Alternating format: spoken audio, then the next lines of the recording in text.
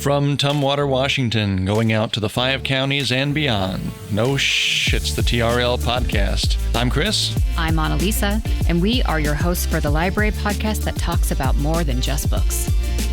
Hi, Annalisa. Hi, Chris. How are you doing today? I'm doing great. How are you? As usual, I'm doing better than I deserve to be. Wow. How are you feeling about the topic that we're going to talk about today? Well, I'm excited about this one because we're talking to a professor today, and I don't think I've actually talked to a professor since I was in grad school, which would have been like 15 years ago at this point. I thought maybe longer. Well, yeah, I look older than I am. Yeah, I live with that every day.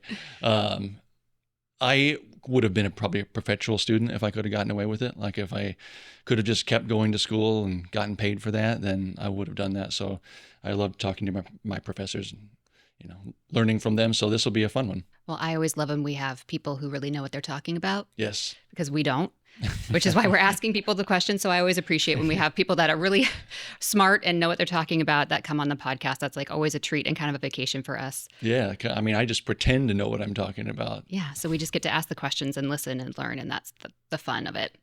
So the topic of the day, we're going to be talking about video games. Video games in libraries, video games as art, and the intersection of video games and philosophy. Our guest today is Ian Schnee. Ian Schnee is a teaching professor and director of undergraduate studies in the philosophy department at the University of Washington. He works on the philosophy of video games, film, AI, mind and reasoning, including authoring a textbook and software for formal logic courses. He's a member of the Dean's Academy Futurists and the Research Cluster for writing and I even practiced it, pedagogy Sounds with right. AI. Sounds right to me. He co-led the evidence-based teaching program in the University of Washington Center for Teaching and Learning, and in 2020 won the UW Distinguished Teaching Award. Welcome, Ian Schnee. Thank you so much. I'm really happy to be here. We're glad to have you. We're happy to have you. So I kind of want to start at the very beginning here. Your research interests in kind of overlapping philosophy and video games, which is the topic of the day. So how did you get into that area of research? How did you develop that interest? Can you tell us a little bit about that? I fell in love with philosophy because philosophers like to ask big questions. And sometimes in philosophy classes, asking the right questions is more important than answering them. So if you're fascinated by lots of topics, these sorts of classes can really attract you. Yeah. Then I discovered you can do the philosophy of just about anything. So you can ask big questions like, oh, what do I learn from film? If you love sitting around watching movies with your friends and talking about them, oh, what did it really mean? What are these details? How do these details contribute to the themes in the movie? Then you can do the philosophy of film. So I found that whatever was my current most exciting interest, I could just apply the skills that I was learning in my classes to that. It started out with movies, then I discovered I was playing way more video games than I was watching movies.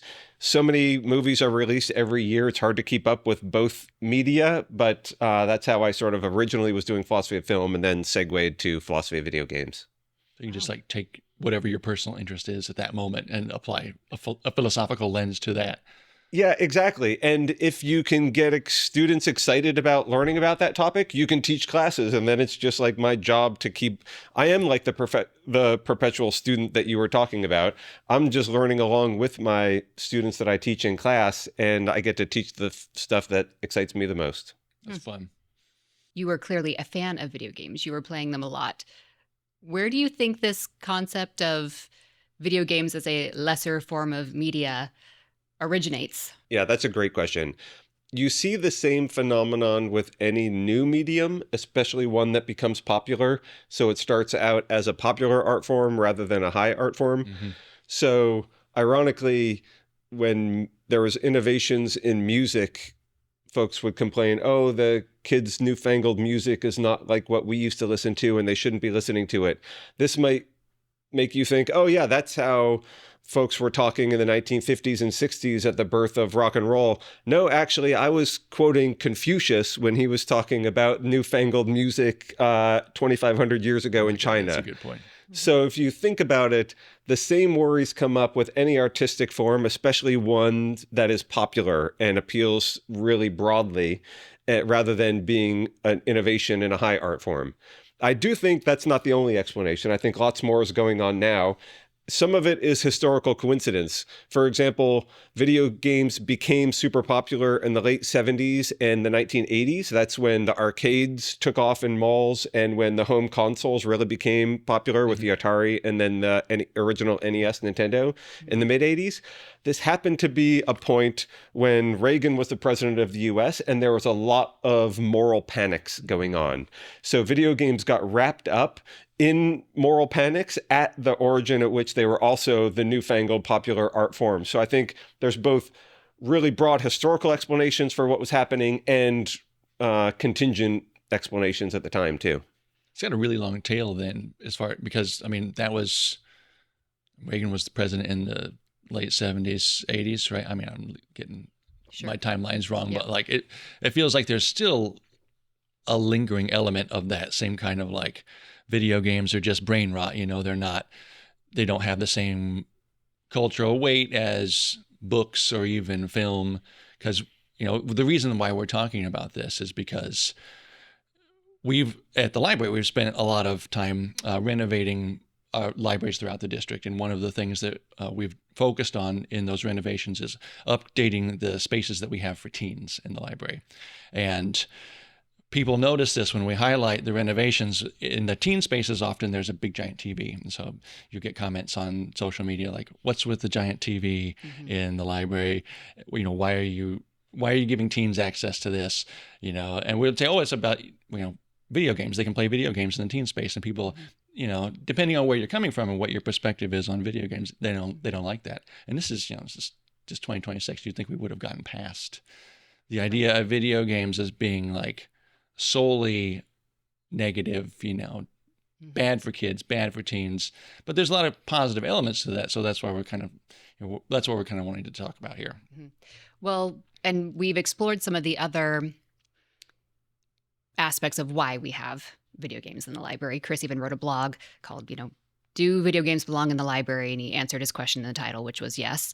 In that article that you wrote, it's focused on the social aspects of why we would include video game programming, which is, it's very engaging. It's ways for teens to connect with one another in the library. And then there's also the angle of access as well, that not everybody has access to these different video game consoles, things like you were mentioning. So, whereas maybe someone at their school does. So the libraries have always been about access and equitable access. So we explored those, but then it's like there's a bigger conversation to be had, which is where you come in, which is the value in video games. And just like you were saying earlier, I find it I found the argument for why video games kind of surprising, because you were talking about, I always think of, when I was a kid, the kind of evil thing was TVs, actually. It was like you're sitting too close to the TV, you're spacing out watching the TV. And then it became video games was really the next, like it's encouraging violence, things like that. And then I thought we'd really moved on to iPads and handheld devices. Like I thought that was the thing that we all decided that's bad now. So I was a little surprised. I'm like, oh, people still think that video games are not, those are still bad. So I think y'all are making interesting points, that the way in which video games are sometimes targeted as problematic has changed over time. So maybe the worries of the 1980s are not the exact same worries that we have now. And they've evolved with, I think, similar problems with other media and media trends. For example, the worries about students currently, or young folks, being part of the iPad generation or the iPhone generation, being raised with screens in their hands, and all of the problems that we know that brings. So I'm a big believer in the research that Jonathan Haidt cites in The Anxious Generation about how problematic that's been. I think video games have a part to play in that story, but the story is much broader.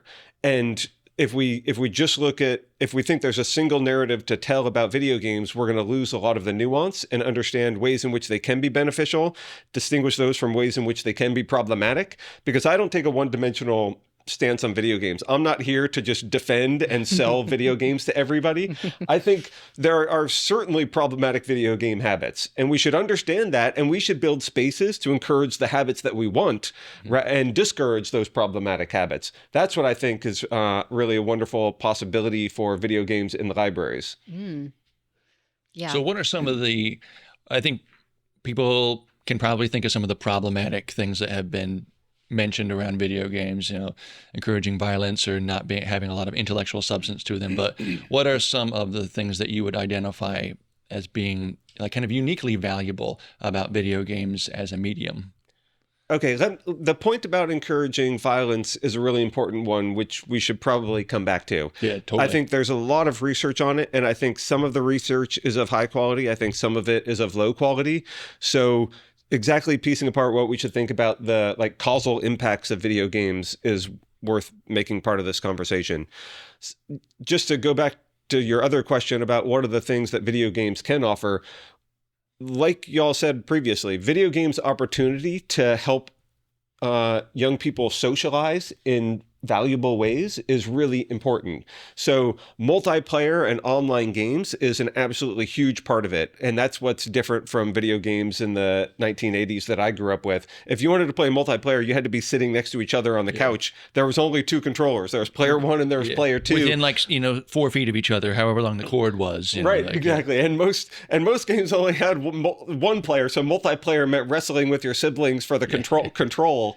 And that actually has all sorts of beneficial dynamics because you're in person and you're connecting with another human being. And the video game is the basis on which you get to have and develop these relationships and develop social and emotional skills. I think one way in which video games can be problematic is people staying in their rooms, sitting on their bed and playing on their devices. And video games, then they get wrapped up in the media and they let that actually distance themselves from their friends in the real world. We see the exact same thing with social media. When students actually no longer want to get together to hang out because they're just chatting on their phones, they really lose a lot. If that social medium was designed to actually encourage and foster in-personal interaction, then it would be a totally different situation. And I think that's what we can do with video games too. Playing video games with your friends in a live environment, which like we used to do in the late 90s with a local area network, that was the way that you would do it. You'd be sitting in a computer lab together and you wouldn't be chatting over the live chat on the screen. You would actually be yelling and having fun with your friends. That I think is a wonderful way to experience multiplayer video games right now. In addition to the fact that another problematic aspect of some modern video games is online toxicity. And again, this is a broader trend than just video games. We see the exact same thing in social media too. Right. The ability to mute your chat and take yourself out of that toxic space allows many people to enjoy video games more.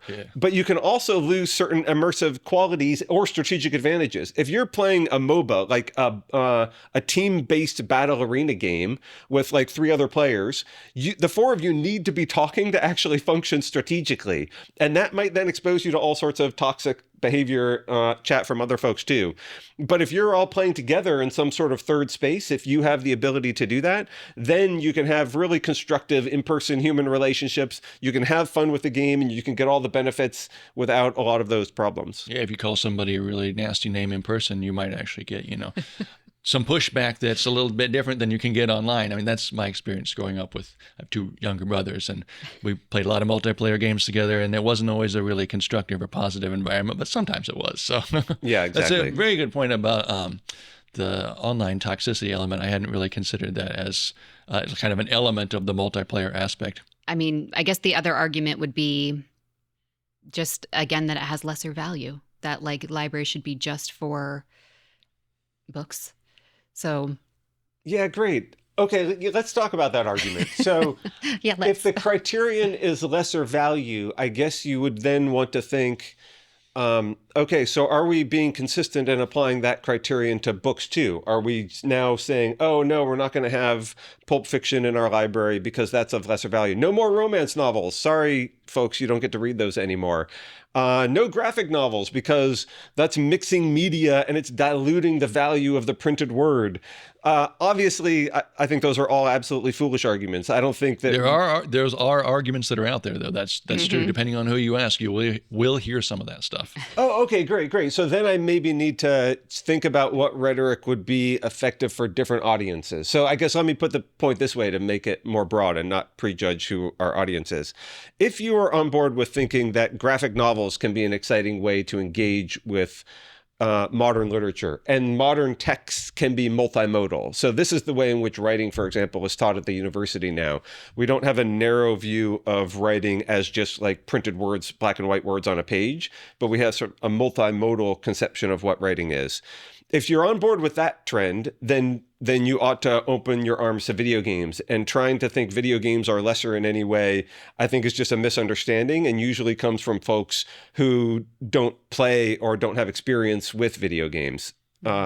If you're not even on board with multimodal literature at that point, then I think we should have a different conversation about why that's valuable. Well, you're making a good point about how video games aren't one thing. So just like literature is not just one thing. You have graphic novels and romance novels, and your more serious literature and your classics and your mysteries and stuff like that. So video games are not just a single thing. I mean, not over time, because like the technology has evolved, but as a medium, there's so much diversity, and I'm not an expert in this at all. I'm just kind of basing it on my very limited knowledge and experience with the kinds of video games I grew up with. So like just a couple of different Nintendo consoles and, Mario Kart and Legend of Zelda and the stuff that I personally like, but there's so much more to it.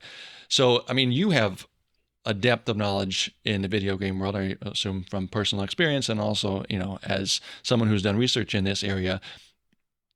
What are some like examples of that sort of like, I guess, breadth of diversity in the video game world? Like, what are some examples of video games that function really well as like a teaching tool, or, as art compared to, I don't know.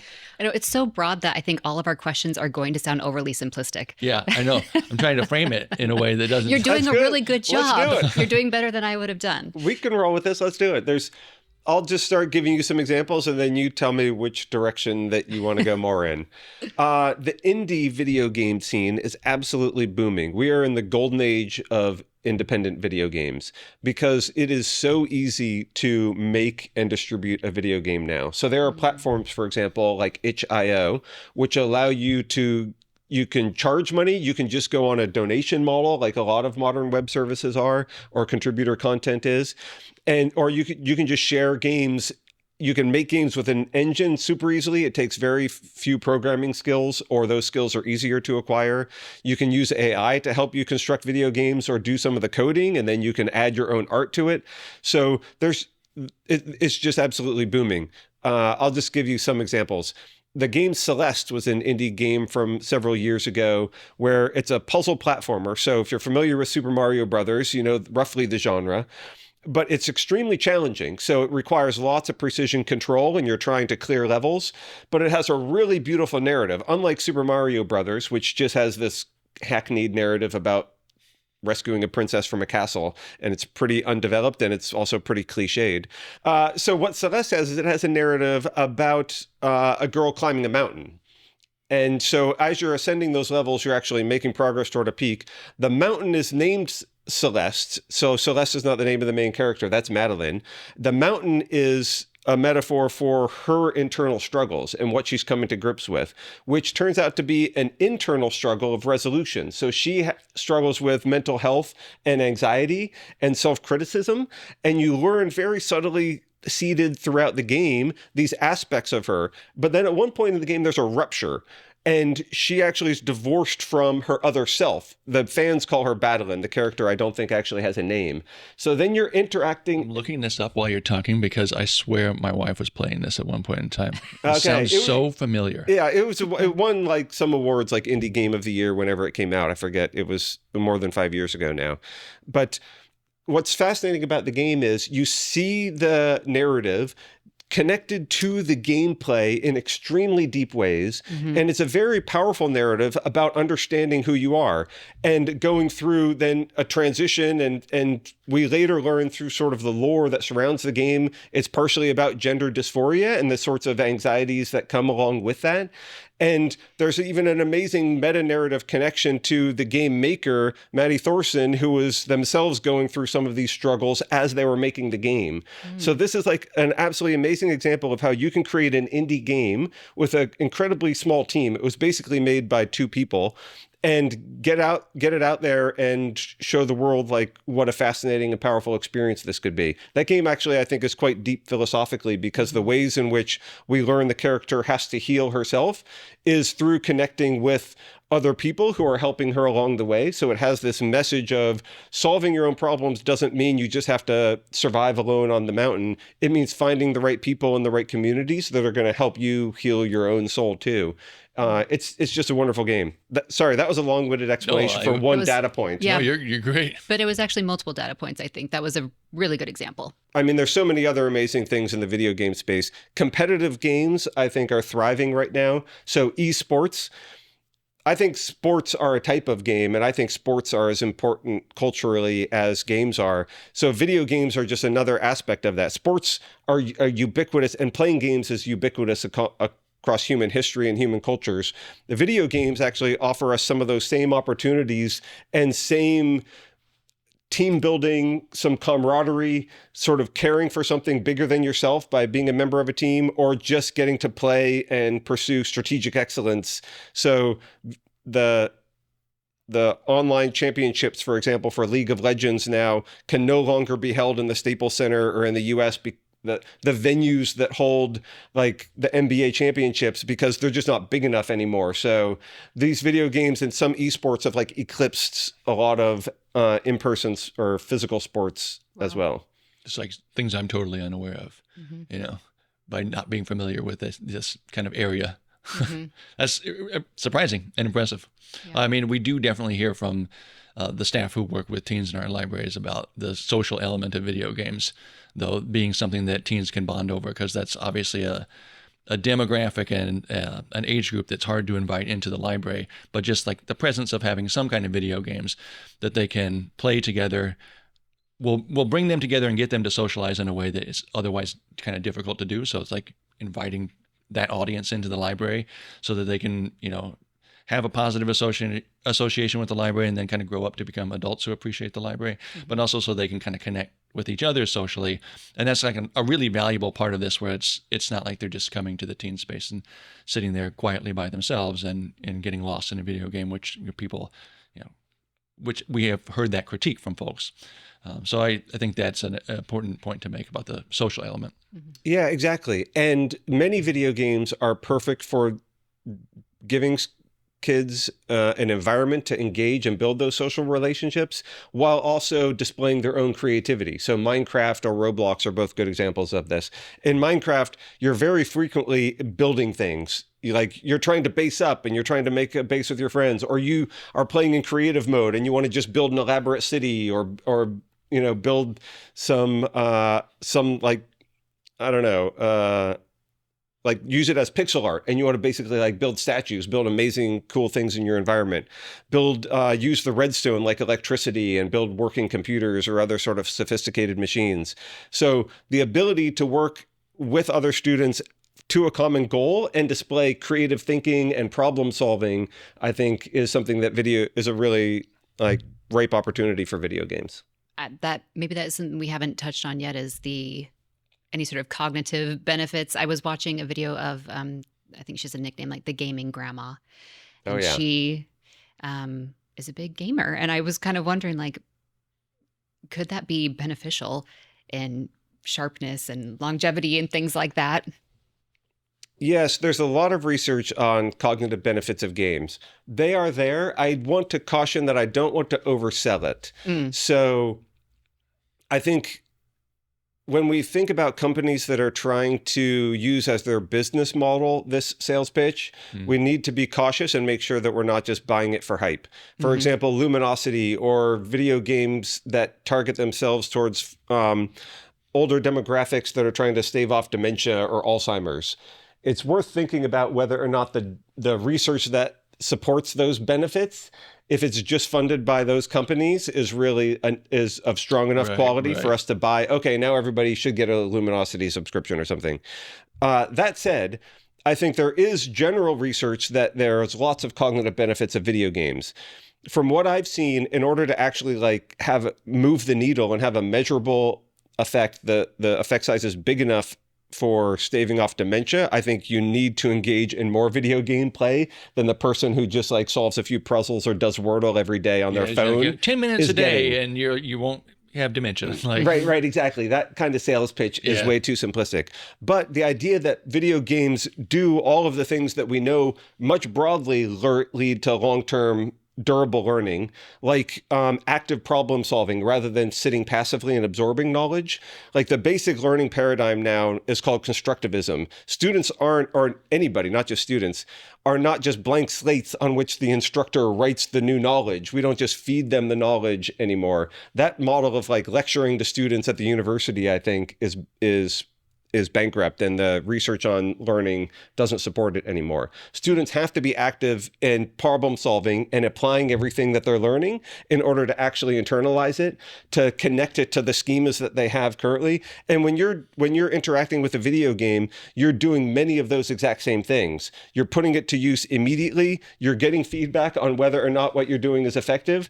And all of that kind of brain stimulation is, again, of the exact same sort, which we know from other domains is beneficial. For example, it's much like learning a new instrument or like learning another language.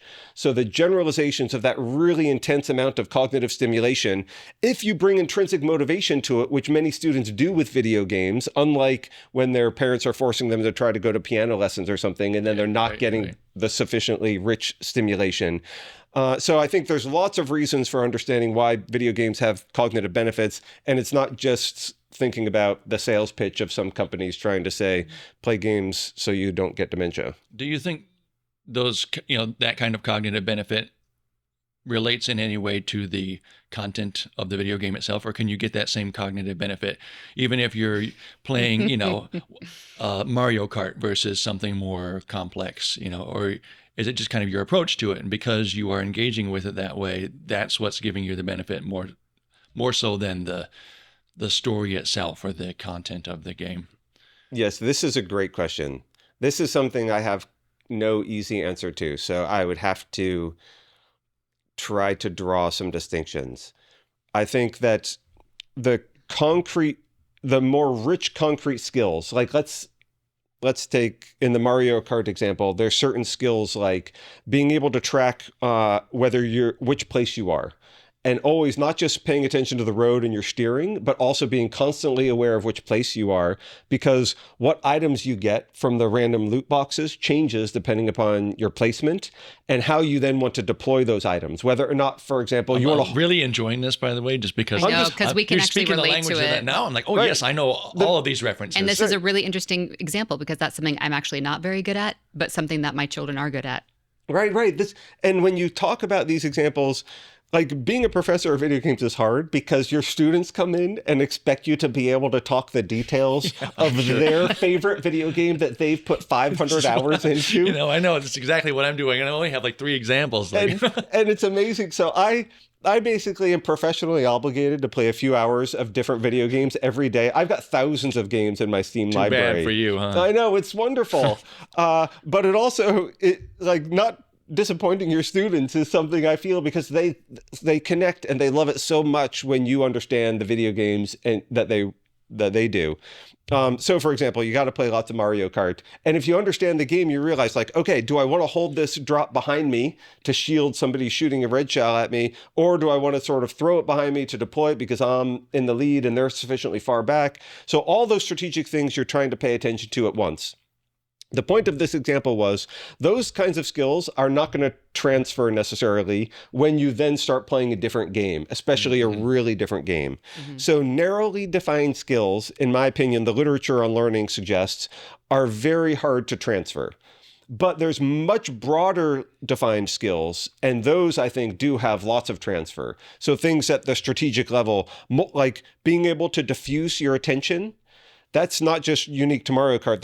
That applies to a huge number of video games, because any video game in which you're trying to track what multiple opponents are doing, whether they're piloted by humans or AI, and accomplish your own objective, maybe in an environment where you have to track lots of things in the environment as well, That ability to diffuse your attention and really make instantaneous decisions, problem solve, those kinds of skills, I think have high degrees of transfer across different video games and across learning environments. Those skills help my students actually learn better at other things that they do in college too, in my mathematical logic classes that I teach. Now, in order to get them to transfer it, I don't want to be claiming that actually transfer happens immediately and seamlessly. And actually, the literature on transfer suggests it takes a lot of work to do it. But if you as an instructor understand that, then you can help your students accomplish that transfer.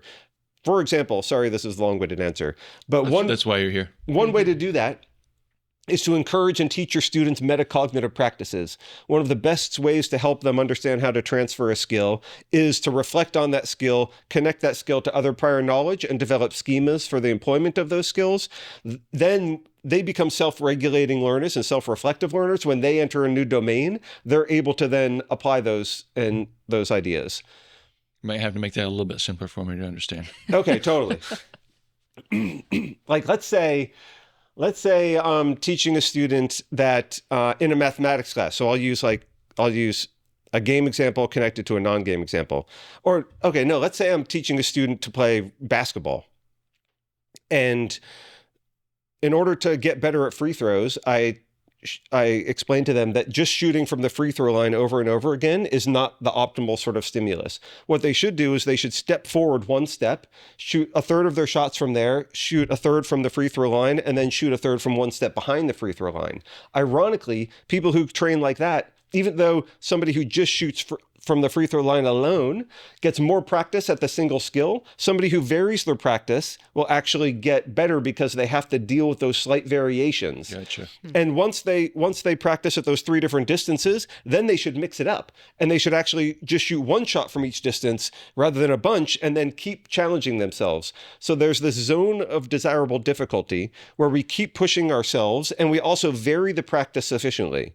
So they might learn that as they're learning a physical sport, like playing basketball. Then when I'm teaching that same student in a mathematical logic class and they're trying to solve a really difficult formal proof, if they struggle with that proof, and so all they want to do is solve proofs of the exact same type that use like disjunctive elimination, they might want to do that, but they don't realize that actually I should have small variation in the types of proofs that I solve, because then I'm not going to just get locked in like the student who learns in a math class to apply some formula, and all I can do is crunch numbers in that formula, but as soon as I walk away from that, I don't know what to do if you don't hand me that exact same formula and to crunch numbers.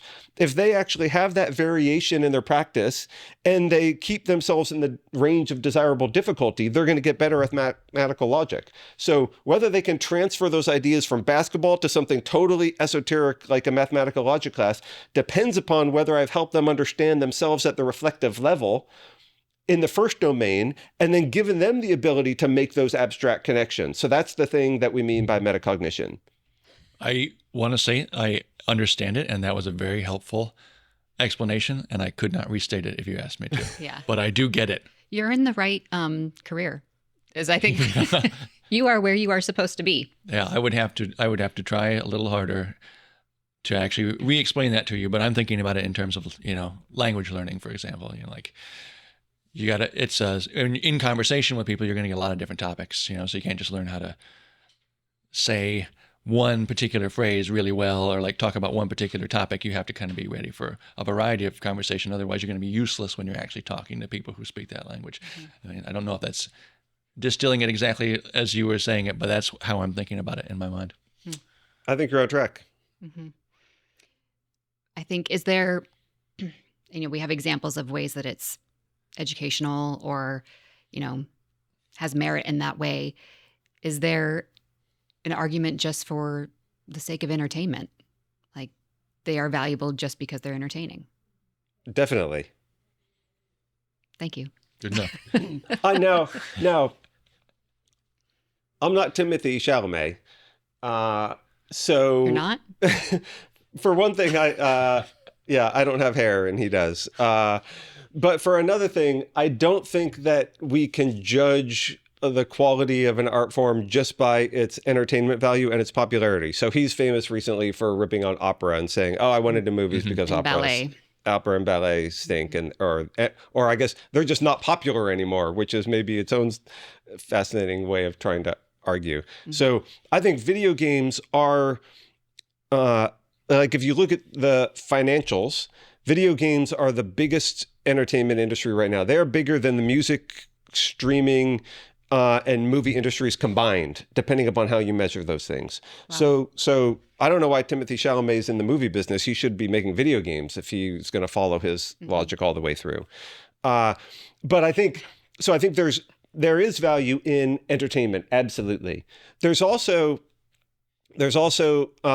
value in the obscure forms of video games too, that are not wildly popular and that don't make lots of money. So I think what's wonderful about video games is they're just not multidimensional, or they're not homogeneous, which we mentioned at the beginning of this. Yeah. I think it's a wonderful art form because it is so complicated and multifaceted, and deserves to be appreciated in so many different ways. I want to get back to the question of video games as sort of encouraging violence, or being inherently bad for that reason, because this is personal experience growing up. One of my favorite games was James Bond, the 007 GoldenEye, which was really popular when I was a kid. Classic. Right? Yes, just that was something that my brothers and I would play when we got the Nintendo 64, which was our first big game system, and we played that all the time until Columbine happened. That was when I was in middle school, high school. And my mom was like, that's it. No, no more first-person shooter games. It's too violent. Like, she didn't want that kind of influence. And I know that was a predominating narrative at that time. So like, we give her a lot of grief for that as adults, but I was really frustrated as a kid, like this isn't making me feel more violent. Like, why are you taking away this thing? We're just having a good time. We're just being competitive. Like, didn't stop me from playing it either. I went to my friends' houses. That's what I was going to say. There. You just played at your friends' houses then, right? Didn't have access to it at home anymore. But I think that is something that, because of how it's talked about in the media, like, people associate, especially first-person shooter games or games where there is that kind of violence, with like basically encouraging that among the people who play it. And so I'd like to give you the opportunity to speak to that, because I just think it's an interesting topic. I think this is a super interesting topic.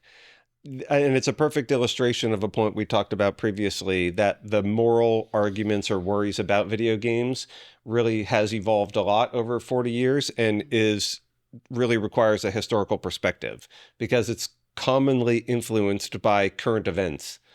And I think that ought to give us a bit of caution. We should provide a kind of meta induction and wonder, okay, if people are just worried about the current hot button issue, maybe the problem is not video games. Mm-hmm. It's what people are associating with video games. So are they being unfairly scapegoated? Again, I don't have a univocal opinion of this. I think there is a very small amount of good literature that there are some problematic uses of video games, and maybe with emotional regulation and a causal relationship to out of video game behavior. How far that extends, like, does it actually shape your character more than the 15 minutes afterward when they give you a survey in a psychology lab? So we have to understand these are studies done in a psychology lab, and in order to be rigorous consumers of social science, we need to know the limitations of that and the problems with the reproducibility crisis and all sorts of things. So the quality of social science has immense variation. Some of it is rock solid, completely reproducible, and has long-term effects and large effect sizes. Some of it is quite mediocre, and I have a very complicated attitude towards all of this research. So we can talk about it as much or as little as you want, because I've read all of it. So I'll just start with you. You should just interrupt me. Otherwise, I'll talk for too long. This is a problem with professors. I apologize. It's a professional hazard. This is what we look for on the podcast. We don't want to do all the talking. No. Okay. So Columbine was a perfect example of a major historical event creating a moral panic. And there are specific reasons why it took off, why it went viral for its time, even sort of before the internet was a major cultural force. And those were because the two students who perpetrated the crimes were were players of Doom, another first-person shooter that predated 007. And they then were thinking of the shooting event as in terms of what they had gotten from that video game. And once this became known, then it really took over the national narrative. Okay, I had completely forgotten those details, but yeah, you're right. And so you can see why. So this has all the hallmarks of being viral information. And the trouble is, whether or not this one shooting was connected to those students' interest in a video game is one thing. Whether they were caused to do that shooting because they played the video game, or instead were caused to do that because of bullying and all sorts of stuff that was going on in their social lives, that's a completely separate issue. So the video game Doom and those shooters got associated. And then that got used to construct a certain kind of narrative, which again deflected attitudes away from, for example, gun control being the response to what we should do about national shootings, to video game control, as if somehow like semi-automatic weapons and video games are the bigger culprit, and not that the fact that these young teenagers could acquire semi-automatic weapons. Yeah, and you make the point about like, was it, the video games or was it the bullying? And bullying to me seems like a much more difficult thing to solve. And like, it's easier to blame the video games because you just ban the video games, like it's a kind of medium, it's a sort of content. You're like, oh, they shouldn't have access to this. And then that was the reason. But like bullying is a lot more complex. So like, speaking to that and solving that on any kind of systemic level, I feel like would feel more challenging to anyone who's, examining the causes for that behavior. Right, exactly. And then when you just have to be conscious, like when we're consuming information, about what are the sources and what are the multiple conflicting motivations folks might have. So then when the head of the NRA is using this as a talking piece that video games are problematic because of this shooting, it just feels like they're trying to deflect attention from other ways in which shooting is used to mobilize political pressure against the NRA for gun control. So add on to that what we know about how biased thinking works. So if you're familiar with Thinking Fast and Slow, Daniel Kahneman's work, or the heuristics and biases tradition in cognitive psychology more generally, you know that we often make decisions based upon stereotypes in our heads. And those stereotypes, not in the sense in which all stereotypes are problematic. The humans function because we have a quick system one processing that doesn't require us to use all the resources and time that system two thinking might require. But it allows us to be susceptible to biases or problematic responses if we're not careful and we aren't reflective actors and we don't interrogate those biases occasionally. So one of those biases is salience. So whenever, for example, I try to think about the odds of something happening or what genuinely is a connection to something else, my brain just goes to the first example I can think of. And if that example is really vivid in my head, like this connection between Doom and the Columbine shooters, then when I think of, okay, are video games problematic? I just think of that. Whereas I'm not looking at the empirical evidence. Okay, if we look at shooters in general, the sorts of people who commit these horrible acts, what is the actual rate of them being first-person shooter video game players? Sure, yeah. And if you look at those sorts of things, then compare that to the base rate. How many first-person shooter video game players are there in the world? I'm sure it's just relative to the population of the world. I'm sure it's a small amount. Okay, yes, but relative to the amount of mass shootings or violent acts with guns, it's an absolutely enormous number. So there's an enormous number of people who play first-person video games who commit no acts of violence whatsoever. That's what we're saying. Okay, I got you. There's an enormous number of violent acts which are not people who are players of first-person shooters. So these are enormous pools, and the amount of overlap of them is tiny compared to how enormous the base of each pool is. But there's extremely salient examples in our heads, like Columbine and Doom, that then get repeated in the narrative. And so this is just ripe for us making biased decisions rather than ones that actually look at statistical trends. So this is one of the reasons why I think a lot of this worry about video games of violence is just based on bad science. Now, this is just, we're only scratching the surface. This is just one part of it, because there's also a clinical laboratory research program that tries to see ways in which video games can concretely cause bias. So this was by Anderson, who's a psychologist at Stanford for a long time, Buckley, Dill. There's a whole bunch of folks who have contributed to this research program. They claim that video games are problematic because of their laboratory studies, not based on that evidence in general, which I would argue doesn't. If anything, in general, there's an inverse correlation between people who are committing acts of violence with guns and playing first-person shooters. So what they claim is if you play these games in a lab and then we test you in certain types of antisocial behavior, right after playing those games, you have a higher incidence of those sorts of antisocial behaviors. And therefore, they then generalize from that and say, okay, so in general, these video games cause us to be engaged in all sorts of problematic antisocial behaviors. So could you not then put somebody in a room and have them watch a uniquely violent film and get the same result? Like you sit there and have them watch the Saw series, which is where my mind goes. Is that not going to then do the same thing? That's what I'm thinking. Exactly. You've already shown why we should be very cautious about generalizing from these studies. In fact, if you look at the details of the studies, it's even worse than the way I've described. For example, the problematic movies is a perfect one. It doesn't even have to be a movie that some people think is that problematic. Just an action movie, like a Fast and the Furious movie, yeah. Or Transformers, or something that just involves lots of action sequences. Because what their study did, they've got a whole research program. So one of the examples is they would play video games like Street Fighter 2, where there's like some explosions and it booms, like when you do the specials, you get all these juicy effects on the screen. And then they had another group who would play like a pinball game, or they would play a puzzle exploration game like Myst.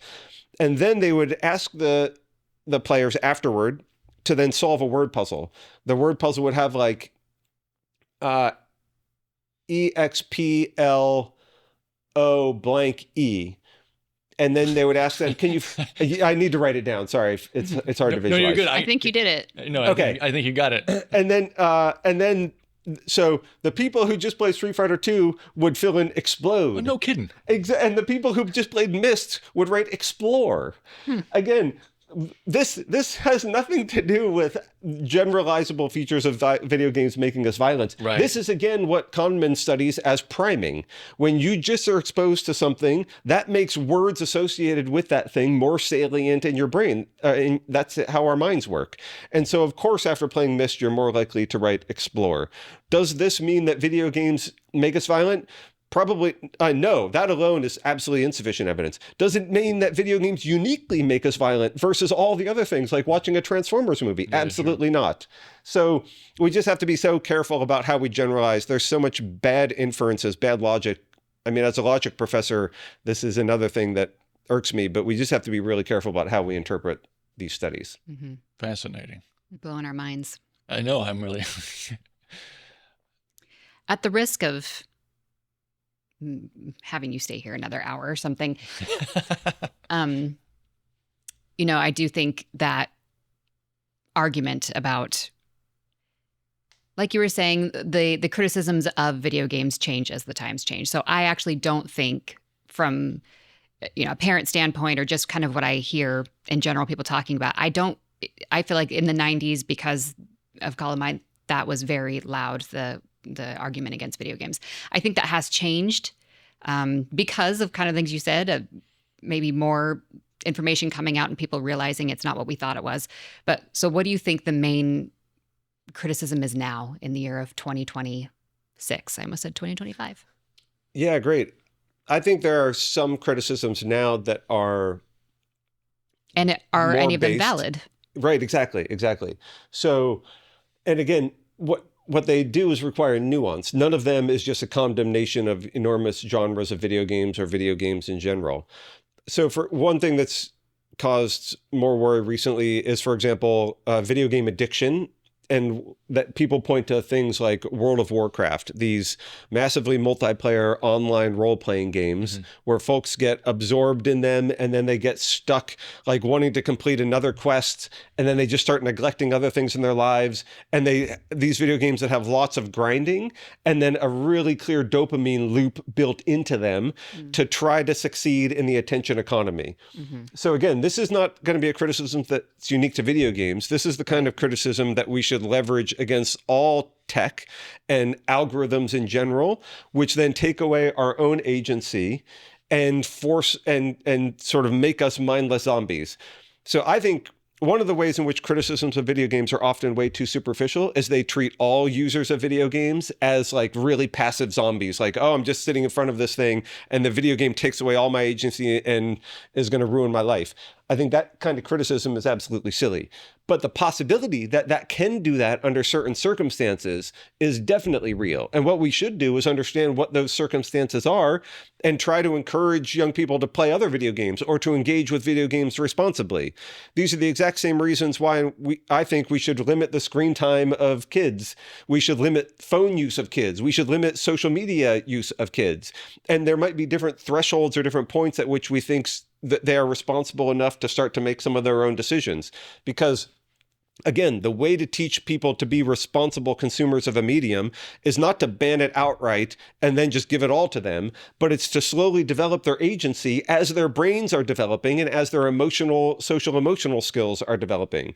So no, don't let your kid who's 8-year-old play Fortnite for 10 hours a day. That's absolutely a disaster. And if that's the habit that the kid has developed with video games, then we're exactly right to criticize that habit. Video games that use like gotcha mechanics, which are like randomized loot box kind of mechanics. Yeah, sure. So we know that those are precisely designed based on powerful social science research to exploit our dopamine cycles. When we think about those rewards, because we get a little dopamine hit of anticipation. That's actually more important than the dopamine hit when we get the reward. And because those rewards aren't exactly as we anticipated, but because they randomize them slightly, then there's additional surprise when we get that reward, which is another tiny little dopamine hit. So the way in which the gambling industry exploits this psychology and then was taken over by the social media companies and also taken over in problematic ways by certain gaming companies, I think it's great to leverage those kinds of criticisms. Yeah. Let's not let algorithms ruin our lives, and let's not let them ruin kids when they're at really sensitive places of development. Now, does that mean that any video game that has randomization to it is problematic? No, but it does mean that we should be on guard against this, and we should teach young people these reasons why they should be skeptical. Students like to exhibit their own agency. They love to be in charge. And if they understand that they're actually just being manipulated by media companies, many of them actually want to be smart consumers and fight back. They don't want to just say, "Oh yes, I just want to be manipulated." No teenager has ever had that thought. Just manipulate me. Like they want to be in charge. Exactly. Of they want to be agency. Savvy. Yes. They want to be savvy. So if they realize, like, nobody wants to be the shill. And if they realize, "Oh, actually, I see how they are targeting me in these ways." It's a powerful epiphany for them. Yeah, no kidding. So you think those would be valid criticisms to be mindful of as parents, but like I guess also I'm thinking in the library world as well as our approach to having video games in the library. Yeah, I think typically how we have used it, other than encouraging socialization, in the teen space by providing it as an option, is also through programming, which isn't really new in libraries. When I was looking into some of the history of video game usage in libraries for the blog posts, I mean, libraries were experimenting with video games and programming since like 2004. So it's not really a new concept, but it does, at least in my reading, seem to be about kind of the social aspect of it, and less, you're not going to come to the library necessarily and sit by yourself and play video games for hours. It encourages the interaction. Yeah, it definitely sounds like you are talking about, the way that we approach this is by different habits. And it seems like maybe there's an argument to be made about being in a library with other people, a more healthy way to interact with that content. Yeah. Yeah, absolutely. And not existing in your own bubble. the beauty of having other people in the same physical environment as you is you can check in, you can just talk with people, you can interrupt your time, you can take breaks. So I think there's all sorts of ways in which we can use that space to encourage productive behavior. We could talk about this from every single angle. Is there something that we didn't touch on today that you think is important to include? Sure. I'll just give you one random example. The phenomenon of gamification, I think, is fascinating, ubiquitous, and really culturally important. So we've really been talking about games, video games themselves, but the influence of video games is not just like through the dollar amount and through their cultural force, but they're not just copying social media companies or gambling companies' mechanics. The mechanics of video games then are being copied by other companies. So whether or not we should, for example, make all learning a type of game. So students have trouble learning new languages. Let's make an app. Let's have Duolingo and let's gamify learning a language. Or what are the costs and benefits of gamification? There was a time in which gamification was a huge buzzword in academia. And we thought, oh, we'll just gamify anything. We'll just create some stars and we'll make some levels to my worksheets. Now my students aren't just like getting worksheet number 2. They're leveling up to level 2 worksheet. I hate that stuff. Right. There's no actual reward. I hate something that's gamified with no real purpose. I don't like, I can't do Duolingo. I don't like, it's what I get extra points for this. Like the point is to, I don't know. Don't get me started. Yeah, don't. Yeah, good. Well, good. So it feels empty. Exactly. Good. So you can see I'm on board with it, with the perspective you're voicing, that gamification is not a silver bullet solution to education. We shouldn't just because I love video games doesn't mean now we should start gamifying anything. I think there are ways in which it can be done in a really smart way, but so much of it is done just in a cheap way.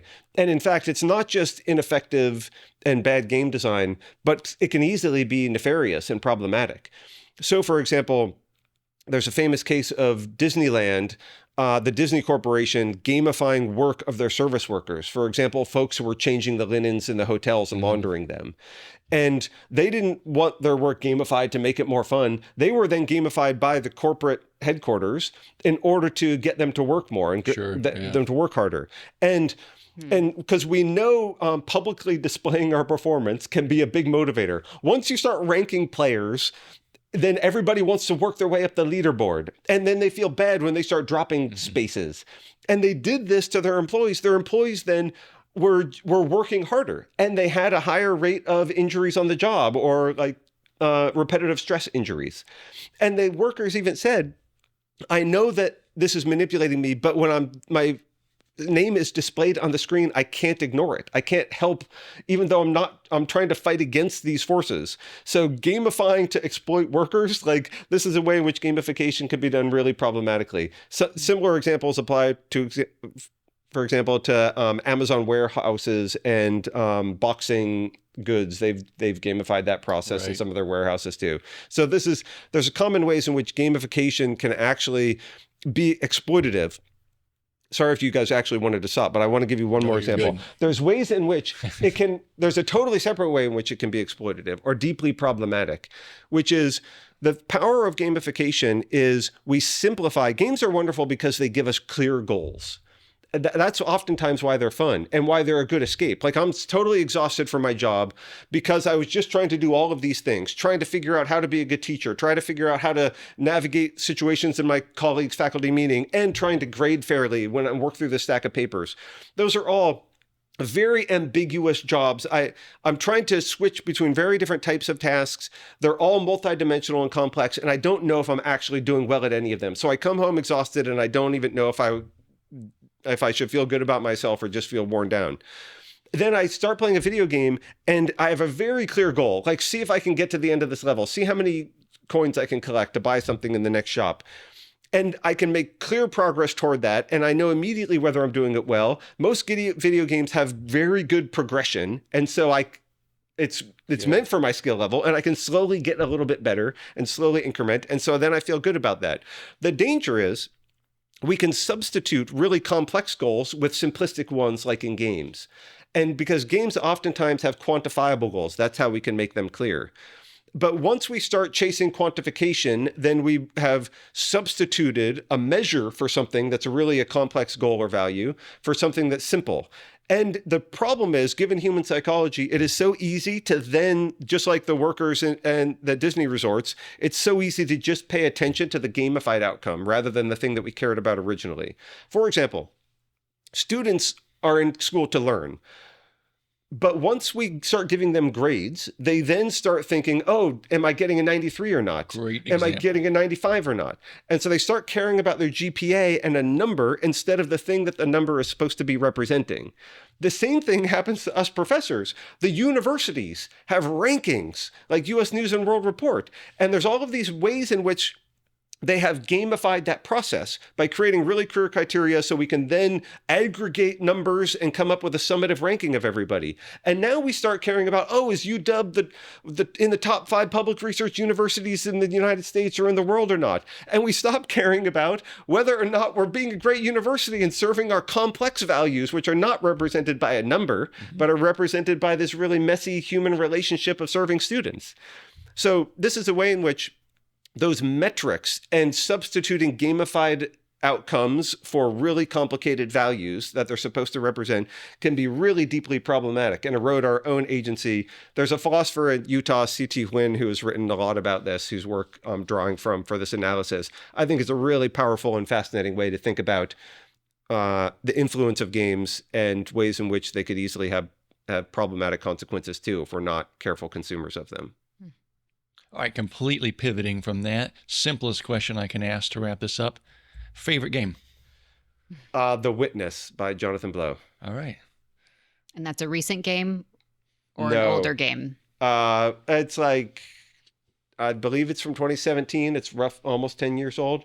I've been waiting desperately for his next game. So as a logic professor, I love puzzle games more than anything else. And he's the greatest puzzle game maker, in my opinion. And he's been working on his next game for 10 years. And supposedly it's going to get released this year. So, when that comes out, I'm going to neglect all of my other duties and I'm going to buy All the other games you have to play. Exactly. Thank you so much for being here with us today. We really appreciate it. You bet. I was super happy to do so. Thanks. Thank you for joining us on today's episode. Don't forget to follow or subscribe on your preferred podcast platform. Your feedback helps us improve and reach more listeners. Until next time, stay curious, stay inspired, and keep the conversation going. Thank you for being a part of the TRL community.